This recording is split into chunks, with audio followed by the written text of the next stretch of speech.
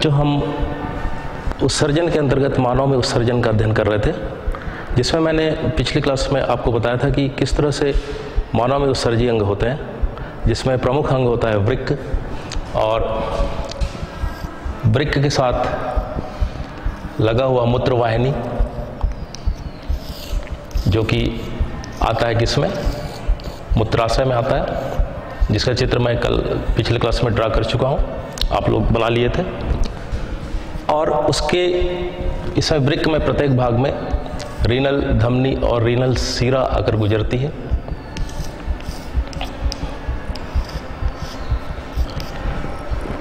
इस तरह से ये कहलाता है मूत्र वाहिनी, वृक्क और मूत्राशय, और मूत्र मार्ग से समय समय पर उत्सर्जन के द्वारा अपशिष्ट पदार्थों को त्याग दिया जाता है। अब आज हम पढ़ने वाले हैं कि यही अंग किस तरह से कार्य करते हैं।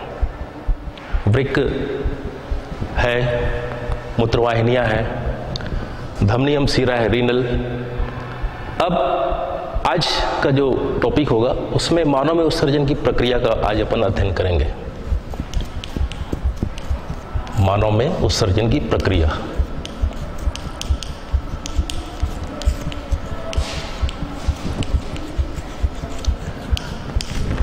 हमने कल देखा था बच्चों की ये मुख्य अंग वृक्क है, और वृक्क ही एक छन्नक की तरह कार्य करता है, और इसकी जो बनावट है कुछ जटिल है। इसका अध्ययन करने के लिए हम इस वृक्क को इसका एक कार्ड का यहाँ पर प्रदर्शन करते हैं। इसमें दो भाग होता है, बाहर की ओर की भाग को अपन कहते हैं कॉर्टेक्स, और अंदर का भाग मेडुला। यहां पर एक सदृश एक रचना होती है, जिसका एक भाग कॉर्टेक्स में होता है, और दूसरा भाग जो होता है मेडुला वाले भाग में होता है। ये जो रचना जो दिखाई दे रही है वो कहलाती है नेफ्रॉन। अब आपको बता दूं बच्चों कि प्रत्येक वयस्क में वृक्क में 10 लाख नेफ्रॉन होते हैं, और यही नेफ्रॉन जो है सूक्ष्म भाग है, जो कि छन्नक का कार्य करती है। किस तरह से छन्नक का काम करती है वो अपन समझेंगे। पहले देख लें कि यह वृक्क की क्या कहलाती है, नेफ्रॉन वृक्क की संरचनात्मक एवं क्रियात्मक इकाई है।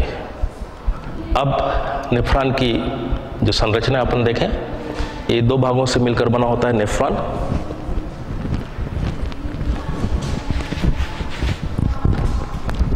एक नेफ्रॉन की जो संरचना देखें, ये दो भागों से मिलकर बना होता है।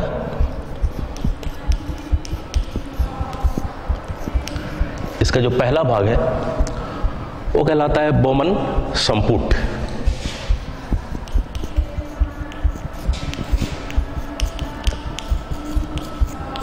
इंग्लिश में कहते हैं इसे बोमन कैप्सूल। और जो दूसरा भाग है वो कहलाता है स्रावी भाग।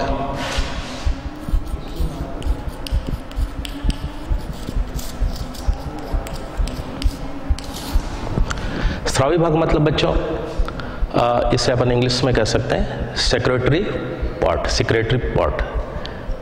अब ये जो दो भाग है, जिसमें से जो पहला है बोमन संपुट, यह प्याले के समान आकृति का होता है, जिसकी रचना भी मैं यहाँ पर बनाऊंगा चित्र में। और इसमें अभिवाही एवं अपवाही धमनी का आकर इसमें प्रवेश करते हैं और एक जाल बनाते हैं, केशिका गुच्छ बनाते हैं। बोमन संपुट कुछ इस तरह की रचना होती है। एक प्याले की सदृश रचना, ये कहलाता है बोमन संपुट। इसमें एक अपवाही धमनी आती है और अभिवाही धमनी आती है, और अपवाही धमनी वापस जाती है। इस बीच इस कैप्सूल के अंदर यह एक जाल सी रचना बना लेती है। पतली पतली केशिकाओं में यह बढ़ जाती है, और इस कैप्सूल के अंदर में यह एक जाल सी संरचना बना लेती है। जब धमनी जो है धमनिका में बढ़ती है, उसके बाद उसकी जो और भी पतली नलिकाएं जो होती है वो वास्तव में किसमें बढ़ती है? केशिकाओं में। पहले भी अपन देख चुके हैं परिसंचरण तंत्र के अंतर्गत धमनी, सीरा एवं केशिकाएं कैसी होती है, तो केशिकाओं में बढ़ जाता है। अब यह स्थिति होती है बोमन संपुट की, और इसका जो दूरस्थ भाग है वो आगे बढ़ता है और एक रचना बनाता है जो स्रावी भाग कहलाता है। अब मैं इसका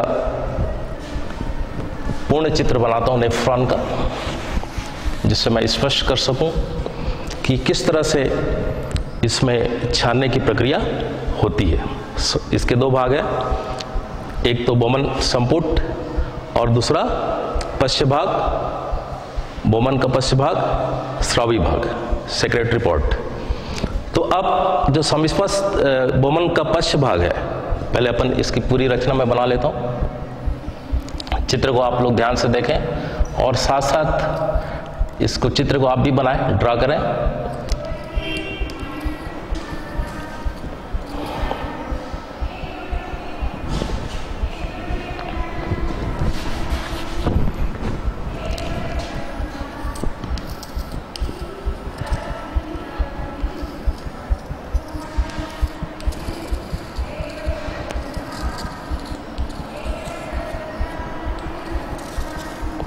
आप लोग साथ साथ बिल्कुल ड्रा करते जाइए जैसे मैं बना रहा हूं।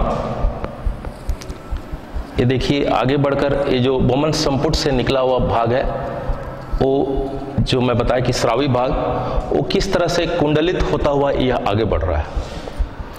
अब देखिए कि ये नेफ्रॉन की एक संरचना है, मैं बना रहा हूं। ऐसे ही पूरे शरीर में 10 लाख संरचना होती है, तो आप सोच सकते हैं कि ये किस तरह से कार्य करता होगा। अपन समझ जाएंगे इसकी कार्य पद्धति, अपन देखेंगे भी कार्य विधि कैसे है।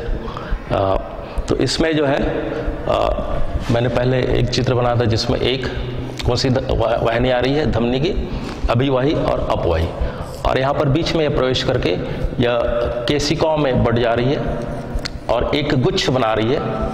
और इस गुच्छ को अपन, ये तो है आपका बोमन संपुट, और जो एक गुच्छ बना रही है केशिका गुच्छ,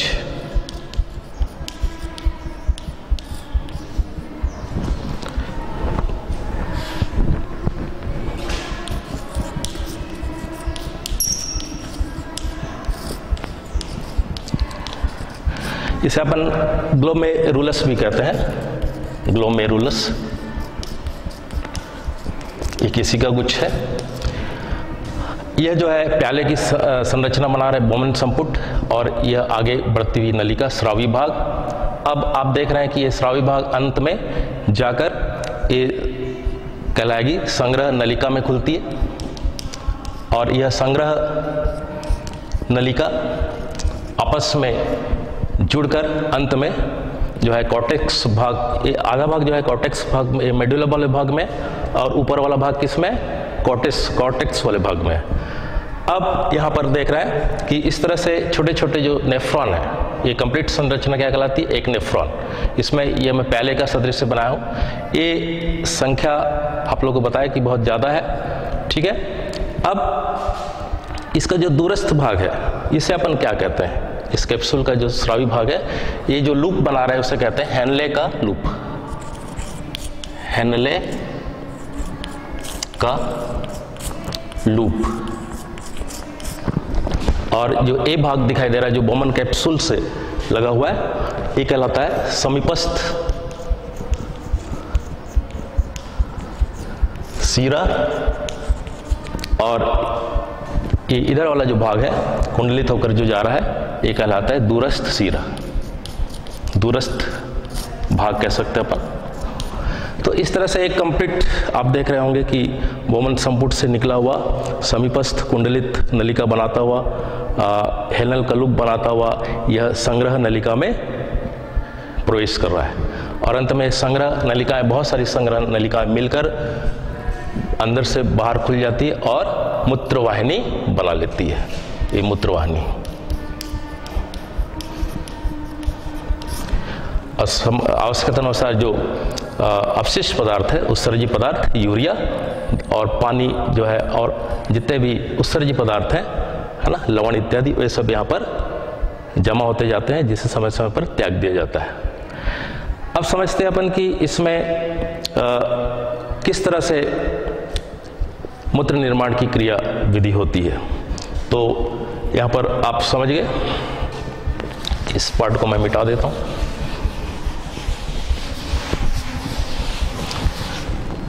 तो स्रावी भाग के अपन ने देखा कि बोमन का जो पश्च भाग है उसका दो भाग है। पहला है समीपस्थ कुंडलित भाग,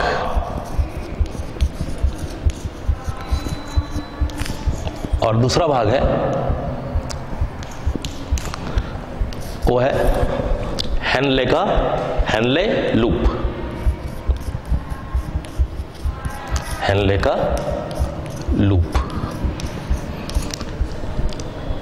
और एक तीसरा भाग है वो है दूरस्थ कुंडित नलिका।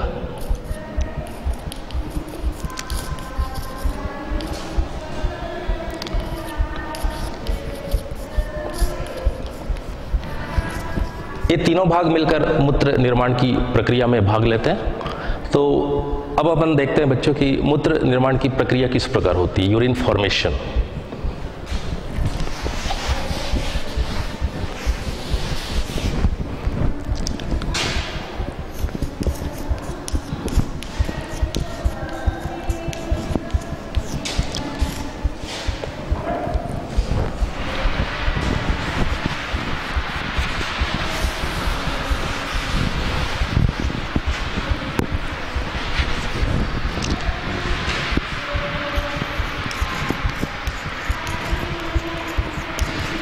मूत्र निर्माण की विधि।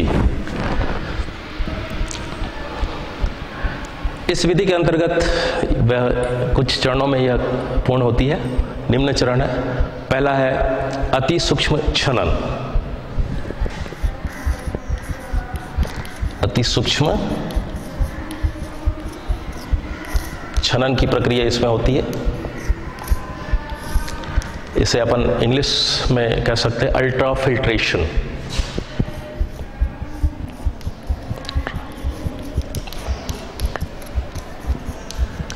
अल्ट्रा फिल्ट्रेशन की प्रक्रिया होती है, अति सूक्ष्म छनन।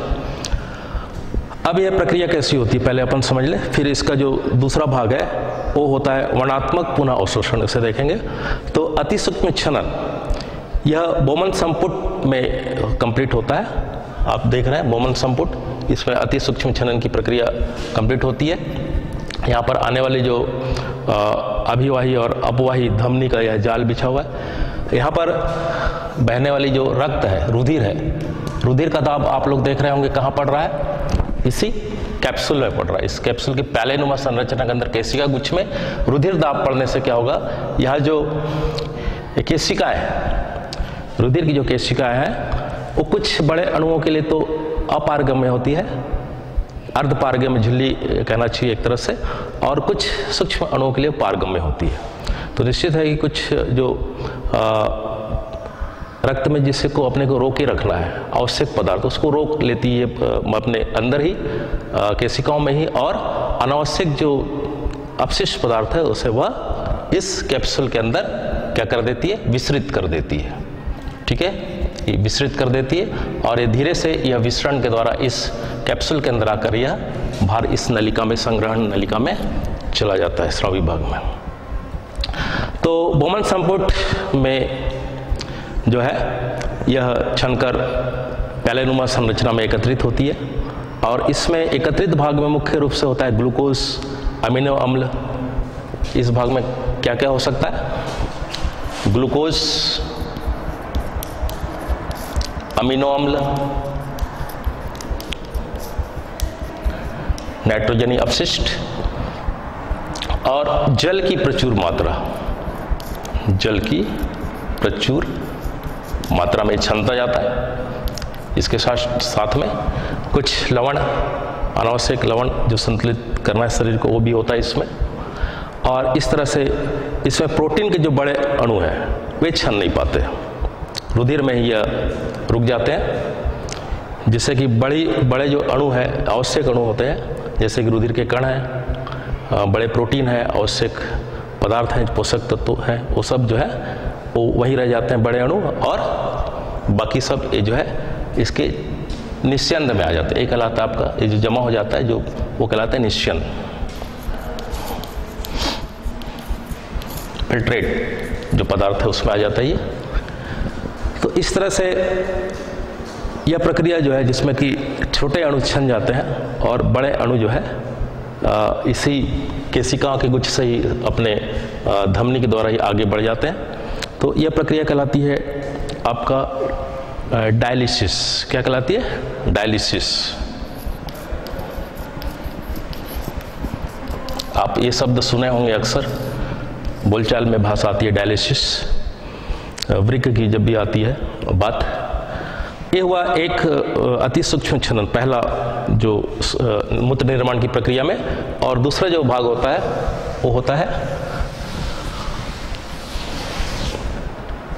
वर्णात्मक पुनः अवशोषण।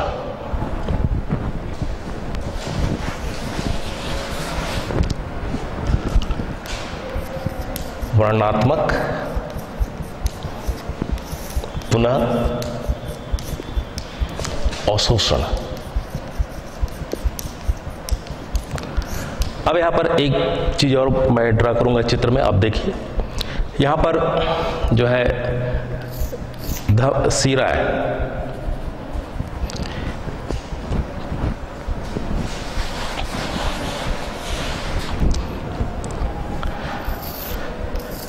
पतली पतली केशिकाओं, सीरा से निकली हुई पतली पतली केशिकाओं का जाल इसे लपेटे हुए है चारों तरफ से। हेनल लूप को, समीपस्थ एवं दूरस्थ नलिका को इस तरह से पतली जाली केशिकाओं का जाल, रुधिर केशिकाओं का जाल लपेटा हुआ है, संपर्क में है इन नली के। ठीक है,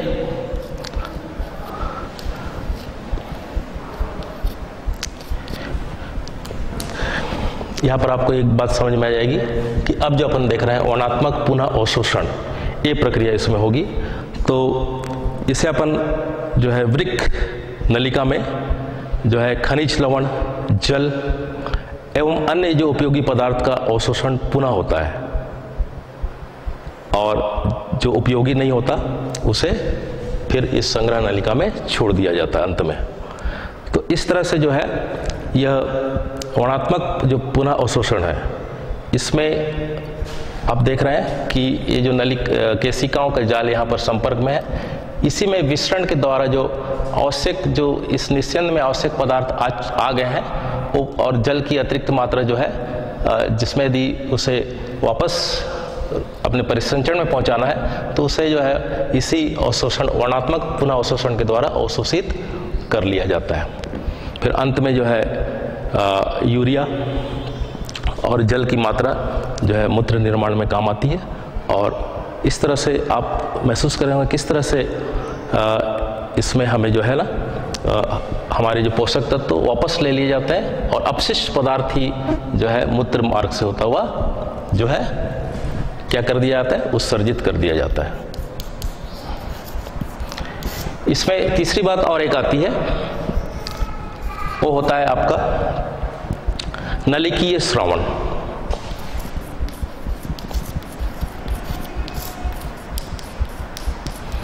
ये मूत्र निर्माण की विधि में देख रहे हैं अपन।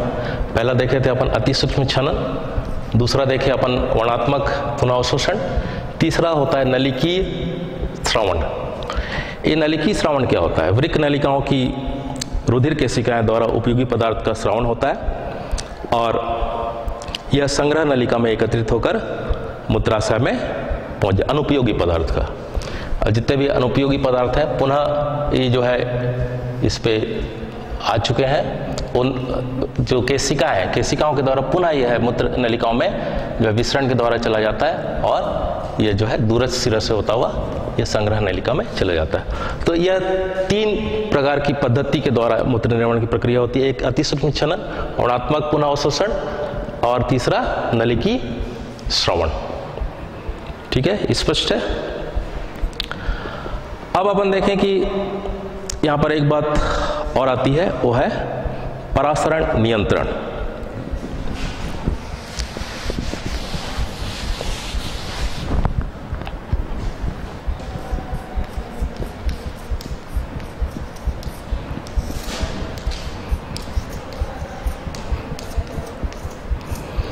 परासरण एक शब्द है ऑस्मोसिस, एक कहलाता है ऑस्मो रेगुलेशन। तो ऑस्मोसिस की प्रक्रिया आप जानते हैं कि जल के अणुओं का अभिगमन अधिक सांद्रता से कम सांद्रता की ओर होती है, ये परासरण कहलाता है। अधिक सांद्रता से कम सांद्रता की ओर जल के अणुओं का गमन। तो यहाँ पर बात आ रही है कि यहाँ पर जल की संतुलन की बात आ रही है। तो इस जल की मात्रा का परासरण क्रिया द्वारा जो है नेफ्रॉन द्वारा जल यदि की अधिक मात्रा है तो उसे वृक्क नलिका में छोड़ दिया जाता है, और यदि जल की मात्रा अपने शरीर में संतुलित है तब उसे अपने परिसंचरण तंत्र में बचाकर रखा जाता है। तो इस तरह से जल के नियमन होता है, हमारे शरीर में जल का संतुलन होता है। वृक्क नलिकाएं इसको अवशोषण करती है, तब जो है जो यूरिन है, मूत्र है, तनु हो जाता है, जिससे पानी की मात्रा अधिक होती है। और यदि हमारे शरीर में पानी की मात्रा कम है, जैसे गर्मी के दिनों में पसीने से पानी निकल रहा है, तो उस समय पानी की मात्रा को बाहर निकलना आवश्यक नहीं होता। उस समय जो मूत्र जो है वो गाढ़ा हो जाता है। मतलब पानी की मात्रा का संतुलन इस तरह से परासरण नियंत्रण के द्वारा किया जाता है। तो अगला जो पद है वो है कि ये किस तरह से नियंत्रित होता है। तो बच्चों, आप लोगों ने चित्र अब तक जो मैं बताया वो ड्रा कर लिए होंगे।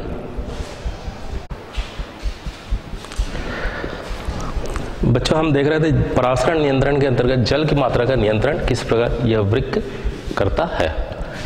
जल की मात्रा का संतुलन हम आवश्यकता पड़ने पर, गर्मी लगने पर, प्यास लगने पर पानी पीते रहते हैं। मतलब आवश्यकता है पानी की, तो पानी कहाँ चला जाता है? अपने परिसंचरण तंत्र में, अपने रुधिर में चला जाता है।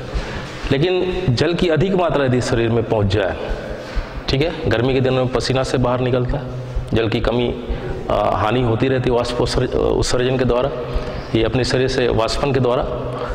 लेकिन बाकी समय जो है अतिरिक्त मात्रा इसी परासरण नियंत्रण द्वारा होता है। तो वो किस तरह से होता है?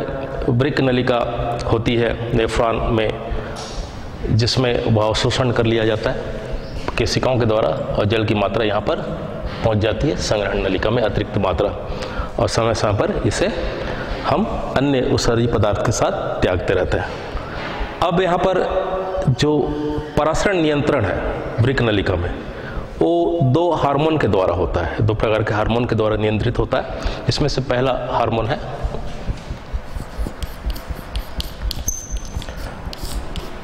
पहला हार्मोन का नाम है बच्चों एल्डोस्टेरोन। एल्डोस्टेरोन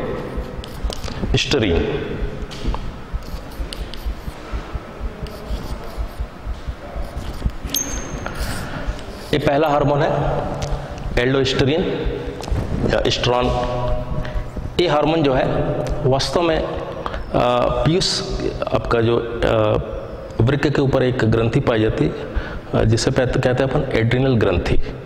ये एड्रिनल ग्रंथि के कॉर्टेक्स भाग से स्रावित होता है, और यह सोडियम आयन के अवशोषण को की वृक्क नलिकाओं में इसे बढ़ाता है। सोडियम आयन का अवशोषण वृक्क नलिकाओं में आवश्यक जितना है सोडियम आयन, यदि वह चला गया निस्यंद में, उसे एब्जॉर्ब कर लिया जाता है, और अतिरिक्त मात्रा यदि अधिक हो गया, मात्रा एक्सेस हो गया, उसे छोड़ दिया जाता है। दूसरे प्रकार का जो हार्मोन है वो कहलाता है वैसोप्रेसिन। वैसोप्रेसिन ये दो प्रकार का हार्मोन है। ये दूसरे प्रकार जो हार्मोन है यह पीयूष ग्रंथि के पश्च भाग, पीयूष ग्रंथि आप जानते हैं, मतलब आपका जो ब्रेन है उसके भाग के पास वह होता है जितने भी हार्मोन का स्रावण है, जिसमें से यह पीयूष ग्रंथि के पश्च पाली से यह स्रावित होता है, जो वृक्क नलिका में जल अवशोषण को नियंत्रित करता है। तो इस तरह से ये दो हार्मोन है, इसके द्वारा जल का नियंत्रण होता है। बच्चों, आप कभी कभी आपने सुना होगा कि हमारा जो वृक्क है कितना महत्वपूर्ण कार्य कर रहा है। हमारे शरीर में ये जितने भी नाइट्रोजनस उत्सर्जी पदार्थ हैं, अमोनिया है, फिर उसका जो है बदलाव होता है किसमें? यूरिया में, जिसको अपन अपने शरीर के लिए हानिकारक है। समय समय पर इसको छानना आवश्यक है। यदि कभी हमने सुना होगा कि किसी व्यक्ति का जो है किडनी खराब हो गया, आपने अक्सर सुना होगा, तो किडनी खराब होने की बहुत सारी स्थिति होती है, कुछ बीमारियां हैं, संक्रमण है, और कुछ ऐसे व्यक्ति होते हैं जो कि नशे के आदी होते हैं, ब्लड प्रेशर है, मतलब रुधिर दबाव शरीर में अधिक है, हमारे धमनियों में, हृदय का अच्छी तरह से काम नहीं करना, हृदय में किसी तरह की कमजोरी है, तब ये बहुत सारी बीमारियां हो जाती है। और खासकर अपन सुने हैं कि हमारे वृक्क में पथरी हो जाता है, स्टोन, किडनी में स्टोन आपने सुना होगा, तो आजकल उसका इलाज हो जाता है, आसानी से संभव है, लेकिन यह भी बहुत ही मतलब खतरनाक हो सकता है। जब कभी हम सुनते हैं किसी व्यक्ति का जो है वृक्क खराब हो गया, तब आपने सुना होगा कि उसे बचाए रखने के लिए एक यदि 2 वृक्क है अपने पास, 2 वृक्क में से यदि एक वृक्क भी फंक्शनल है, काम कर रहा है, तब भी हम जीवित हैं, क्योंकि छानने की प्रक्रिया चल रही है। लेकिन यदि एक वृक्क खराब हो जाए और एक वृक्क कार्यरत है, तब तो ठीक है, हमारे शरीर में कुछ जो है हानिकारक पदार्थ का उत्सर्जन हो रहा है छन्नक के द्वारा। लेकिन यदि दोनों वृक्क संक्रमण से खराब हो जाए, तब की स्थिति क्या आएगी? आपने सुना होगा कृत्रिम वृक्क के बारे में, तो आजकल ऐसी व्यवस्था है चिकित्सालय में जहाँ पर कि ऐसे व्यक्तियों को जब तक उसका इलाज चल रहा है, तब तक उसे हम कृत्रिम वृक्क की सहायता से जीवित रख सकते हैं। कृत्रिम वृक्क एक ऐसी प्रक्रिया है जिसमें कि बहुत सारी नलिकाएं होती है।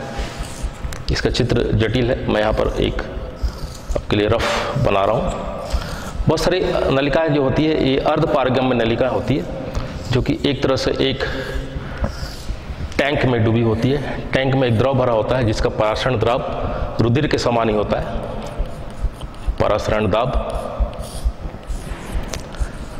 अब अपशिष्ट एक जो मरीज है, मरीज के शरीर से रक्त का बहाव को इस कृत्रिम वृक्क के अंदर डाल दी जाती है, और कृत्रिम वृक्क में जितने भी नाइट्रोजनी अपशिष्ट पदार्थ है वह छन कर इस द्रव में आ जाता है और रक्त की शुद्धिकरण हो जाता है, और जो शुद्ध रक्त है उसे पुनः इस मशीन से जो आने वाली जो नलिका है उसके द्वारा पुनः मरीज के शरीर पर डाल दिया जाता है। इस तरह से कृत्रिम वृक्क के द्वारा जो है हम काफ़ी हद तक उस मरीज को जीवित रख सकते हैं कुछ समय तक, जब तक कि उसका यदि वृक्क से संबंधित कोई बीमारी का इलाज संभव हो।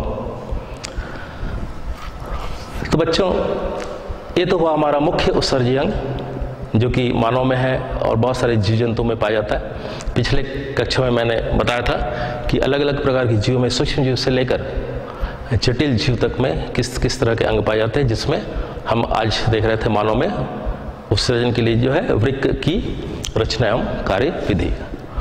अब देखिए कि हमारे शरीर में और भी उत्सर्जन के लिए और भी कुछ अंग होते हैं, जिसे अपन कहते हैं सहायक उत्सर्जी अंग। सहायक उत्सर्जी अंग।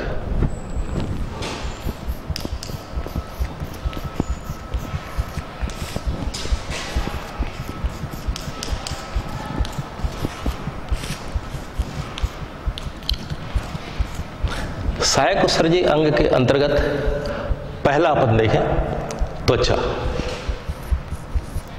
त्वचा क्या उत्सर्जन कर सकता है? त्वचा में क्या पाया जाता है? श्वेत ग्रंथि। श्वेत मतलब आप समझ रहे होंगे पसीना, पसीने की ग्रंथि। आपने देखा होगा गर्मी का दिन है, जैसा अभी मुझे भी बहुत पसीना आ रहा है।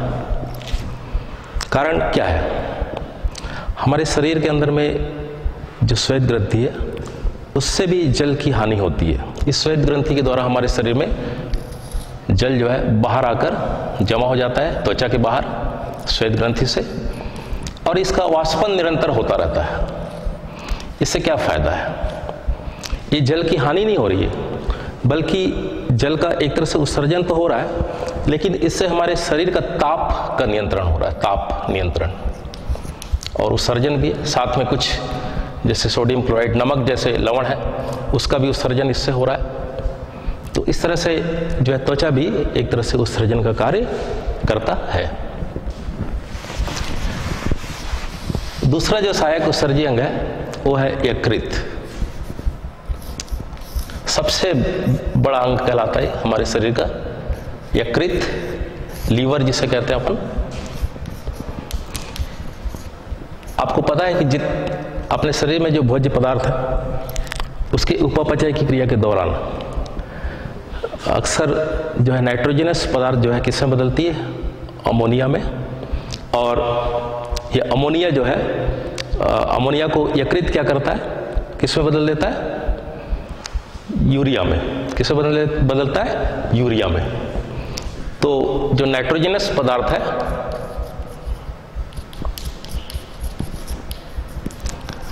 उसे यही यकृत जो है किसमें बदलता है, अमोनिया और यूरिया में। और यही यूरिया आपको पता है कहाँ रक्त परिसंचरण के द्वारा कहाँ पहुंच जाता है, वृक्क में। और उसमें छनन की प्रक्रिया हमने अभी अभी पढ़ा था, जिसमें कि छानने के बाद उसे अलग कर दिया जाता है। इसके अलावा आपने सुना होगा कि पित्त का निर्माण होता है हमारे शरीर में। पित्त एक पाचक भी है और लाल रक्त कणिकाओं के टूटने से बनता है, यही टूटता है वह यकृत में। और वह जो है पित्त नलिका के द्वारा एक पित्ताशय में जाकर जमा होता है और वह जो है हमारे पाचन में भी महत्वपूर्ण काम करता है, पाचक रस के रूप में पित्त वर्ण। तो उसका भी यह एक्सक्रीशन एक तरह से करता है, क्योंकि वो भी एक तरह से उत्सर्जी पदार्थ हो गया, साथ में पाचन के लिए भी उपयोगी है। तो यकृत जो है बहुत महत्वपूर्ण। और ताप का नियमन भी यही करता है यकृत, ये अन्य बात होगी। तीसरा प्रकार जो उत्सर्जी अंग है वह है फेफड़ा। इससे पहले भी हम चर्चा कर चुके हैं। आपको पता है हम ऑक्सीजन लेते हैं और कार्बन डाइऑक्साइड, ऑक्सीजन लेते हैं और कार्बन डाइऑक्साइड छोड़ते हैं फेफड़े के द्वारा। अब ये कार्बन डाइऑक्साइड का छोड़ना मतलब ये हानिकारक है शरीर के लिए, तो उत्सर्जन ही तो हो रहा है। तो कार्बन डाइऑक्साइड का हम उत्सर्जन करते हैं इसी फेफड़े के द्वारा। इसके अलावा फेफड़े में आने वाला जो जल वाष्प है वो भी विनिमय के द्वारा इस फेफड़े में आता है, उसका भी अपन त्याग कर सकते हैं, जल वाष्प का करते हैं, जल वाष्प का उत्सर्जन। तो इस तरह से फेफड़ा भी एक सहायक उत्सर्जी अंग है। चौथा है आंत।